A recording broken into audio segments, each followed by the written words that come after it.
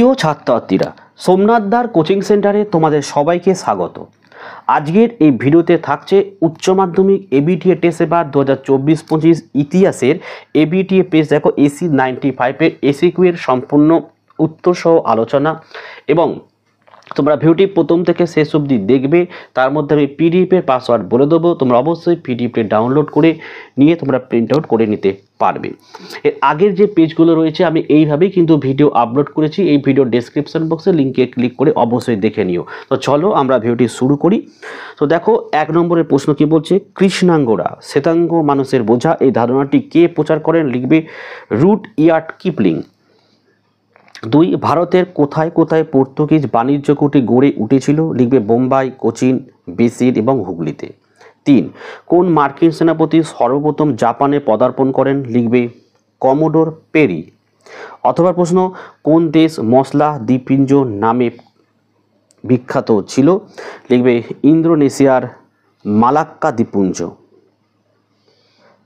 Next 4 প্রশ্ন, Canton বাণিজ্য কাকে বলে? লিখবে ক্যান্টন বাণিজ্য বলতে 1757 থেকে 1842 সালের মধ্যে চীনে পশ্চিমা বাণিজ্য নিয়ন্ত্রণের জন্য কিং চীনের চালনা ব্যবস্থাকেই বোঝায়। এই ব্যবস্থাকে ক্যান্টন সিস্টেম বা একক বন্দর ব্যবসায়িক সম্পর্ক বলা হতো। অথবা প্রশ্ন, কাওতা পোতা কি? এটা প্রত্যেকটা পেজে আমরা পাচ্ছি, এর উত্তরটা অবশ্যই এসি 5-এ উত্তর পেয়ে যাবে কোশ্চেন নাম্বার 5-এর অথবাতে। 5 প্রশ্ন, 1813 সালের সনদ আইনের গুরুত্ব কী ছিল? লিখবে ভারতে কোম্পানির শাসন বন্ধ করা এবং ব্রিটিশ বণিকদের ভারতে বাণিজ্য করার অনুমতি দেওয়া।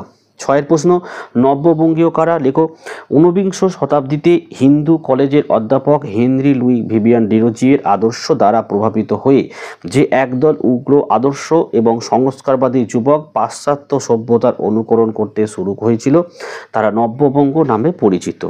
অথবা প্রশ্ন দেখো, কে দক্ষিণ ভারতের বিদ্যাসাগর নামে পরিচিত? লিখবে বিরসালিঙ্গম পান্তুলু। 7 প্রশ্ন, কবে এবং কেন তাইপিং বিদ্রোহ সংঘটিত হয়? এই উত্তরটি আমরা এসি 61 কোশ্চেন নাম্বার 8-এ তোমরা পেয়ে যাবে।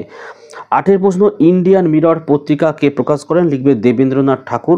9 প্রশ্ন হচ্ছে মিরাট ষড়যন্ত্র মামলা বলতে কি বোঝো? লিখবে 1929 খ্রিস্টাব্দের 20 মার্চ ব্রিটিশ সরকার শ্রমিক আন্দোলন ধ্বংস করার জন্য ভারতের নানা অঞ্চল থেকে 33 জন কমিউনিস্ট নেতাকে গ্রেপ্তার করে এবং তাদের বিরুদ্ধে যে মামলা দায়ের করে তা মিরাট ষড়যন্ত্র মামলা নামে পরিচিত। অথবা প্রশ্ন, মাহাদ মার্চ কি? লিখবে অস্পৃশ্যরা যাতে জনসাধারণের জলাশয় থেকে জল দিতে পারে সেই দাবিতে আম্বেদকরের নেতৃত্বে 1927 খ্রিস্টাব্দে বোম্বাইয়ের কোবলায় চৌদার জলাশয়ে যে আন্দোলনের সূচনা হয় তা মাহাদ মার্চ নামে পরিচিত।